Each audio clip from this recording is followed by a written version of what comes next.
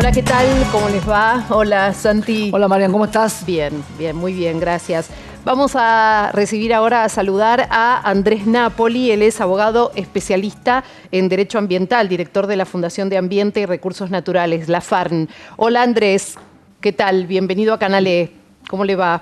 ¿Qué tal? Buen día, ¿cómo están? Hola, Andrés, ¿cómo estás? Hola, buen día. Bueno, vamos a hablar de esta polémica que desataron las declaraciones de Javier Milei en el Congreso Económico Argentino sobre el tema de la contaminación y lo que dijo Javier Milei de que una empresa puede contaminar un río todo lo que quiera. ¿Cuál es su análisis de esto, Andrés? Bueno, es un análisis complejo porque en verdad tiene varias dimensiones. Si lo miramos desde el punto de vista legal, bueno, no está permitida la contaminación. Existe la figura del daño y existe la figura del daño ambiental. Entonces ahí tenemos una clara limitación, es decir, ejercer los derechos de conformidad lo establecen las leyes. Las empresas no pueden contaminar, existen estándares de vertido, las empresas pueden emitir vertidos a los ríos, a los cursos de agua, pero con los estándares que están establecidos. Así que desde ese lado no admite mayor análisis. Desde el punto de vista económico, bueno, habrá que preguntarle a economistas específicamente, pero ahí tenemos algunos problemas bastante específicos con el agua como mercancía, ¿no? A ver. El agua como mercancía tiene muchas peculiaridades, no es un bien transable, digamos, ¿no? Es un bien que es más de carácter colectivo, es muy riesgoso, tiene un alto nivel de incertidumbre. Si el agua no se produce, el agua, digamos, fluye por los cursos hídricos, es subterránea, tiene alto nivel de ineficiencia y es muy inequitativa. Es decir, hay lugares donde hay mucha agua y lugares donde no hay agua. Precisamente los lugares que no tienen agua han establecido muy buenas instituciones del agua. Por ejemplo, todo lo que es la zona de la cordillera, los Andes áridos, Mendoza, San Juan, han establecido buenas instituciones del agua. Y nosotros, precisamente, en donde daba el ejemplo el otro día el candidato, que es el lugar donde sobreabunda el agua, en donde precisamente mayormente se la maltrata, porque en el área en la que estamos tenemos elevadísimos niveles de contaminación, basta con ver el Riachuelo, Reconquista, el Luján, el Río de la Plata. Entonces hay problemas en los cuales a través de la transacción de derechos no es fácil de resolver, fundamentalmente los temas de saneamiento y de contaminación. Yo lo escuché en vivo, Andrés, al candidato. Venía de una situación de teoría económica y lo planteó del lado del exceso de la oferta, de que si algo tiene una sobreoferta y no tiene precio y es ilimitado, no tiene precio. Lo planteó por el lado ese y quedó como muy fuera de contexto, a lo cual es cierto que plantea la propiedad privada y ese es el punto a tratar, ¿no? ¿Hay propiedad privada sobre un río? Bueno, tenemos que fundamentalmente ir principalmente a la Constitución. Artículo 124, segundo párrafo de la Constitución, establece que los recursos naturales corresponden al dominio originario de las provincias. Y esto no quiere decir que las provincias son dueñas de los recursos naturales, sino que tienen la facultad para arreglar sus usos. Y entonces ese es un primer punto. Después, por supuesto, están todas las normas del Código Civil, y ahí viene el derecho público y bienes de concesión que se dan en concesión, pero en definitiva, está en cabeza del Estado, y es el Estado el que otorga esos permisos. Y eso tiene derechos y tiene obligaciones. Entonces el sistema de transacción en la Argentina no está planteado. Hay en otros lugares, como en Chile, por ejemplo, que ha traído graves problemas. Inclusive muchísimas partes de las grandes protestas que ha habido en Chile hace unos años atrás tienen que ver con los permisos de uso de agua. Entonces, son contextos en los cuales que hay que aclarar. Yo también lo escuché, no estaba en vivo, pero vi los videos y él hablaba de las externalidades. Por eso hablaba del daño como externalidad, ¿no es cierto? Como idea de como costo no previsto, como costo que, en este caso yo diría, las externalidades en el agua o en los recursos naturales se transfieren a la sociedad. Y en muchos casos, por ejemplo, cuando hablamos del Riachuelo, se habla de que es una externalidad elástica, ¿no? Porque uno le puede tirar toda la contaminación que quiere y el río la absorbe. Y en definitiva, ¿quién carga con esa contaminación? En primer lugar, aquellos que viven al lado de un río. Y después la sociedad toda, porque los costos de la salud, claro, los costos digamos, de sanear el riachuelo, estamos en $1.000 millones de obra hoy para el riachuelo. Eso no es un costo que no esté en la cuestión, digamos, distribuida. Entonces, creo que estos análisis hay que hacerlo de varias perspectivas, y una de ellas tiene que ver con lo que dice nuestra Constitución. Después de ahí en adelante veamos los temas económicos. Claro, porque como vos decís, en el análisis venía con las externalidades, no venía a plantear algo con lo climático, aunque como candidato ya se había manifestado y había promulgado en contra de lo que tiene que ver con el cambio climático o desentendiendo el cambio climático. Por eso es como que se pudo unir todo en esa charla que fue para gente que pagaba ese lugar en el Congreso Económico Argentino, en el marco de la Exposición de Economía y Finanzas número 10, pero la realidad era que iba enfocado hacia otro lado. Ahora te pregunto a vos, Andrés, ¿te preocupa si el día de mañana Javier Milei es presidente, que esto se lleve a lo ambiental? Bueno, en verdad uno debería mirar los programas de gobierno, ¿no? Yo creo que en la campaña, vamos a hablar en términos generales, la campaña electoral el tema ambiental no ha estado muy presente, ha estado presente lamentablemente por este tipo de propuestas. Sin embargo, me parece que es muy importante analizar estos procesos, ¿no? Porque esto viene de la mano de plantear, bueno, vamos a eliminar estructuras administrativas de parte del Estado, muchas de esas, por lo que yo estoy viendo, involucran la temática ambiental. Estamos negando la cuestión del cambio climático, lo que a mí me parece que es un error, no solamente un error científico, es un error estratégico, es un error de geopolítica. Geopolítica a nivel internacional, hoy la geopolítica internacional pasa por el cambio climático, y querramos o no querramos, Argentina va a depender de esa geopolítica internacional, pero también a nivel nacional. Las consecuencias de la última sequía han sido gravísimas para la economía.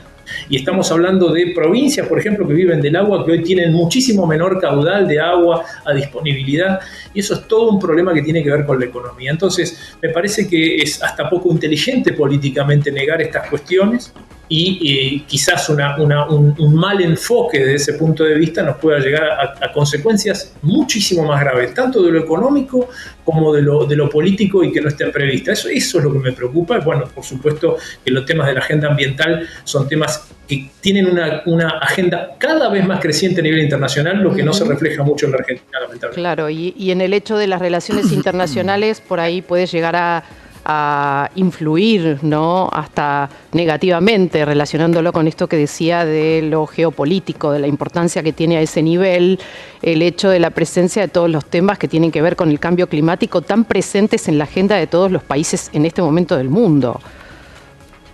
Sí, porque a partir de lo que ha sido la dimensión del Acuerdo de París, los países han presentado lo que son sus contribuciones voluntarias, lo que se llama una agenda de descarbonización. Es decir, los países van a ir avanzando en una agenda donde cada vez van a generar menos emisiones de CO2 y de los gases que producen efecto invernadero. Sí. Argentina tiene una propuesta presentada al Acuerdo de París, y eso no es fácil de desentenderse, por más que uno lo niegue climáticamente, porque además convengamos lo siguiente: una cuestión es Estados Unidos, claro, otra cuestión es en la Argentina en ese concierto internacional. ¿Quién maneja qué cosa a nivel internacional?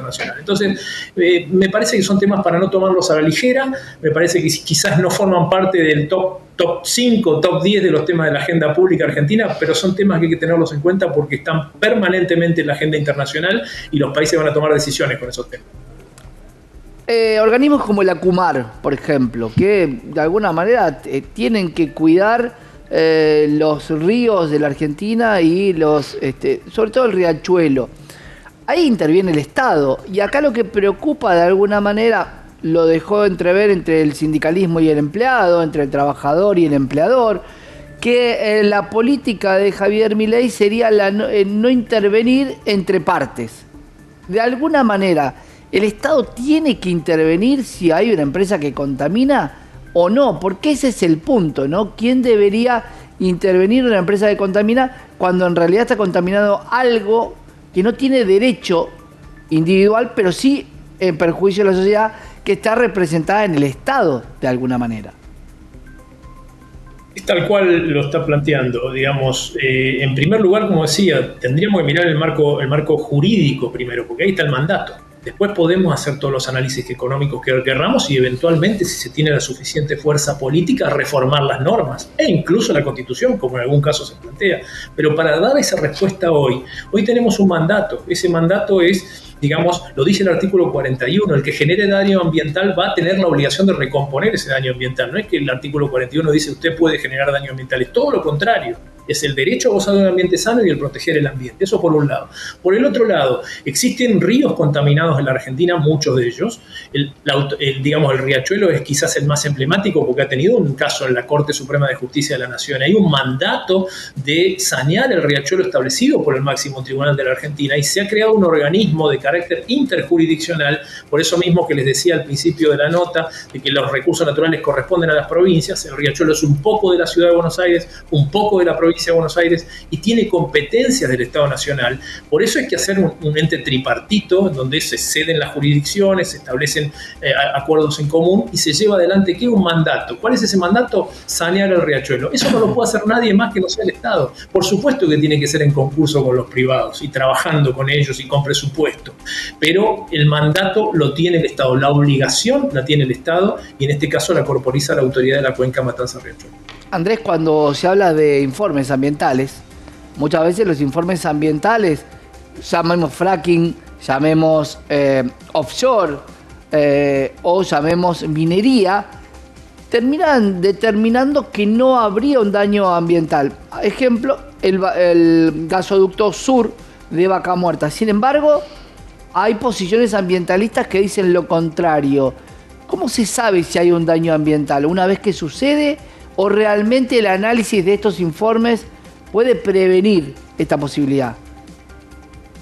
Claramente, el sistema que se utiliza es el de la evaluación de impacto ambiental. Vuelvo otra vez a lo legal. La Argentina es el único país de América Latina que no tiene ley federal de evaluación de impacto ambiental. Las tienen las provincias. Entonces, cuando hay que aplicar un sistema de evaluación de impacto ambiental, hay que ver en qué provincia recayó o por qué provincias camina ese gasoducto, por ejemplo. Y por eso, el Ministerio de Ambiente tuvo que sacar una resolución especial para evaluar este tipo de gasoductos porque no hay legislación en ese sentido. Entonces ahí tenemos un déficit muy importante, no tenemos una norma unificada de evaluación de impacto ambiental. Esos sistemas de evaluación de impacto ambiental cuentan además con la participación de la ciudadanía y ustedes se enteran siempre de las movilizaciones que hacen los sectores ambientales planteando que no se tienen en cuenta estos procesos, aquellos otros o los impactos ambientales. En definitiva, el mecanismo legal si se quiere técnico para evaluar el impacto está disponible. La pregunta es, ¿qué hacen con ese mecanismo los que toman la decisión? Muchas veces, como pasa con todos estos procesos, la decisión se toma antes, está tomada ya antes. Y después lo que se hace es se acomodan esos procesos a los mecanismos.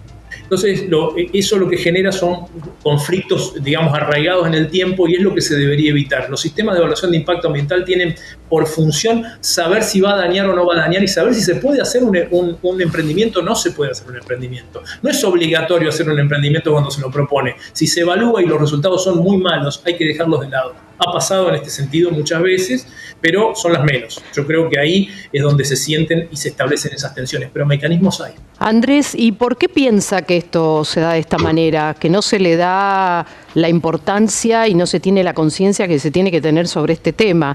Volvemos a lo mismo.